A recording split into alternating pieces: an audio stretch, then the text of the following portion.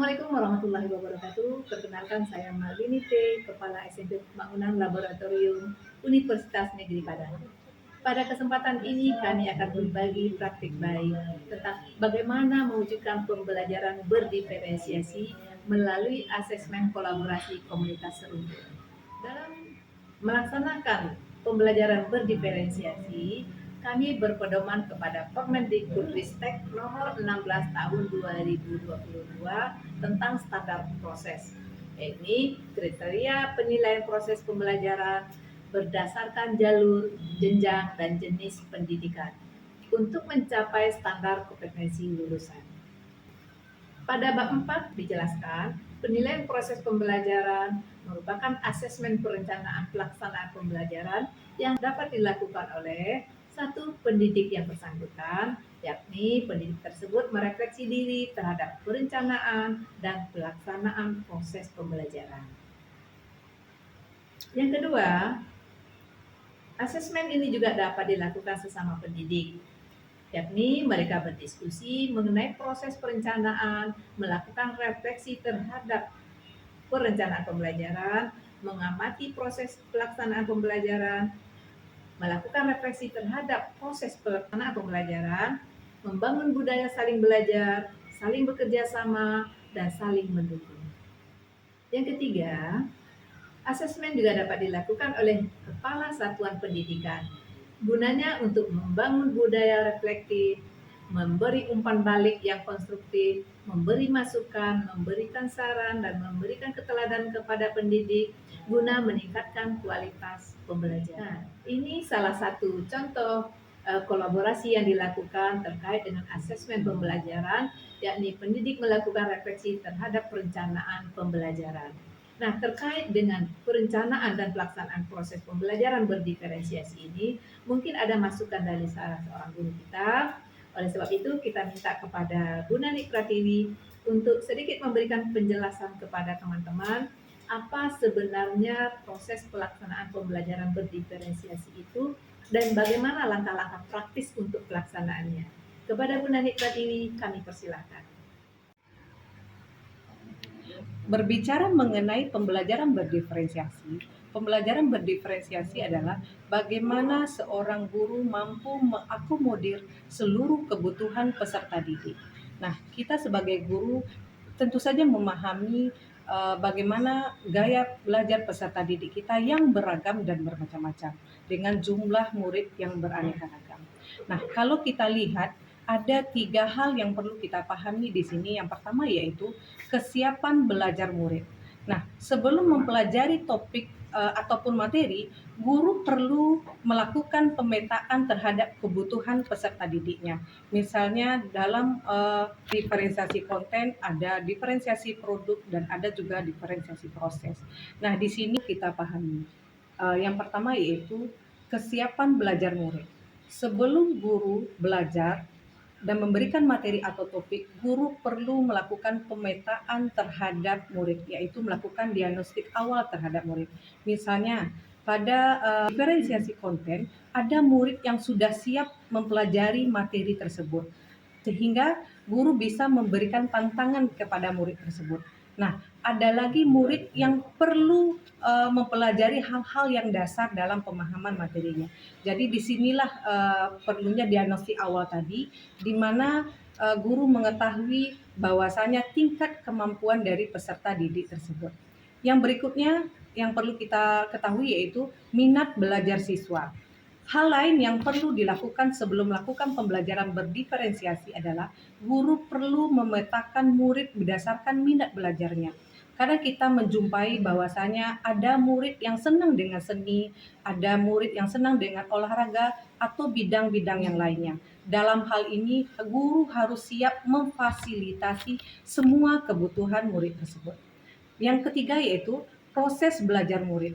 Nah, di sini guru perlu melakukan pemetaan terhadap proses belajar murid, yaitu mengetahui minat dan bakat peserta didik masing-masingnya. Mohon maaf Bu, saya masih ragu bagaimana teknik perencanaan dan pelaksanaan proses pembelajaran berdiferensiasi.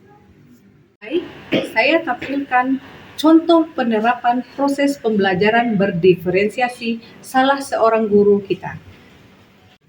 Halo, perkenalkan, nama saya Ornindi Kritisia, guru bahasa Inggris dari SMP Pembangunan Laboratorium UNP. Berikut ini adalah video pembelajaran berdiferensiasi yang telah saya terapkan dalam kelas bahasa Inggris. Please check this video.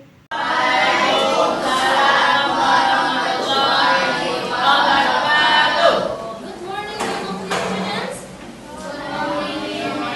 How are you this morning? Okay. Nah, today, hari ini, we are gonna talking about descriptive text adjective to describing people. Hari ini kita continue our lesson. Kita lanjutkan pelajaran minggu ke kemarin. Hari ini kita belajarnya adjektif tentang mendeskripsikan seseorang. In the previous meeting, minggu kemarin sudah Miss jelaskan beberapa kata adjektif. Iya atau tidak? Yes.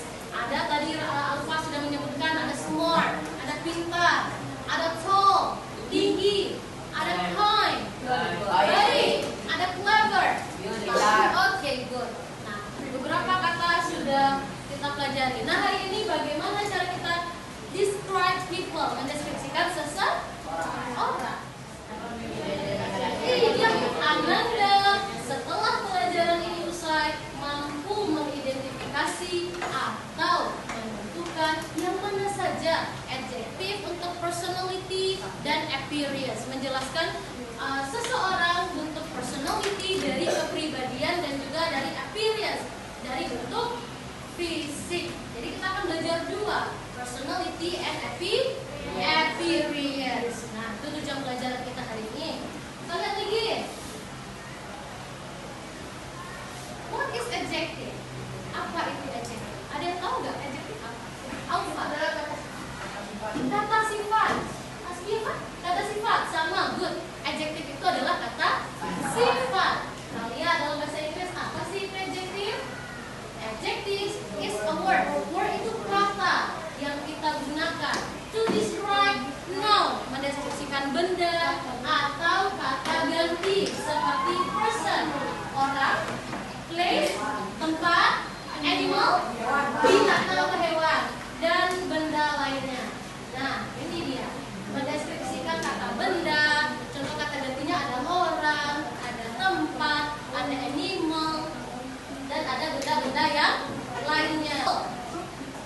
Nah, apa saja sih contoh dari adjektif? Ada yang tahu? Apa aja? Apa? Tall. Sini kita lihat ada pretty. Pretty itu apa? Cantik.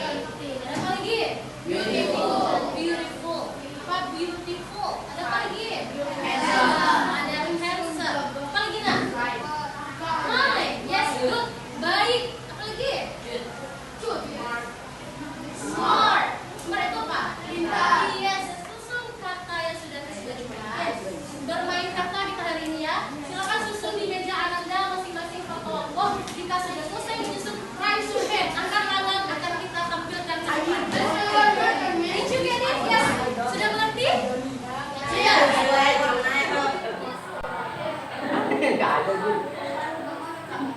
Oke, good. Coba lihat ke depan. Di situ. Ya, jadi pembelajaran hari ini kita belajar tentang adjective to describing people. Adjektif untuk menjelaskan atau mendeskripsikan seseorang. Nah, dengar Miss, dengar nak. Kenzo, kita apa belajar tadi nak? Personality dengan appearance. Personality dengan appearance. Josefa, apa yang dapat kita simpulkan? Personality itu apa nak?